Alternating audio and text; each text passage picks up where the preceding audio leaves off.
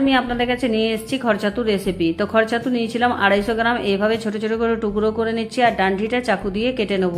তো যত ছাতুগুলো আমি ছোট ছোট করে এইভাবেই কেটে নিয়েছিলাম। তারপরে জলে আমি 5 থেকে 6 বার ভালো করে পরিষ্কার করে ধুয়ে নিচ্ছি। এটাতে যত ধুবেন তত লালচে একটা জল বের হয়, তার জন্য ভালো করে ধুয়ে নিতে হবে। তো দেখুন ধুয়ে পরিষ্কার করে নিলাম। এখানে আরও 1 গ্লাস মতন জল দিলাম। অল্প পরিমাণে হলুদের গুঁড়ো দিয়ে 5 মিনিট এক সাইডে রেখে দেবো। এদিকে একটা মশলা বানিয়ে নেবো। হলুদ গুঁড়ো, ধনে গুঁড়ো, জিরে গুঁড়ো আর দিয়ে দিলাম লঙ্কার গুঁড়ো। জল দিয়ে গুলে এক সাইডে রেখে দিলাম। ছাতুগুলো ভেজানো হয়ে গেছিলো। তারপরে আমি জল ঝরিয়ে ভালো করে চিপে নিগুড়ে নিয়ে নিলাম। তারপরে এখানে কড়াই বসিয়ে দিচ্ছি। 1 চামচের মতন সর্ষের তেল দিয়ে এগুলো ভেজে নেবো।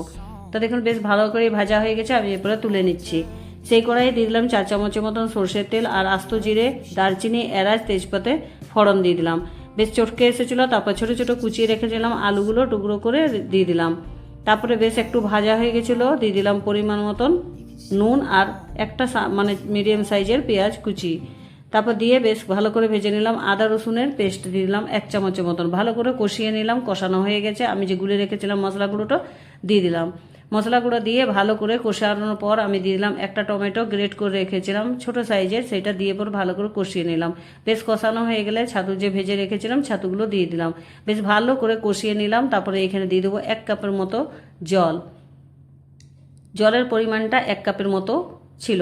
তো দেখুন নাড়াচাড়া করে এটা কিছুক্ষণ আমি বসিয়ে রাখবো, যতক্ষণ না জলটা একেবারে মরা মরা হয়ে যাচ্ছে। তো দেখুন বেশ জলটা মরে এসেছিলো। আলুগুলো বেশ ভালো করে সিদ্ধ কিন্তু হয়ে গেছে।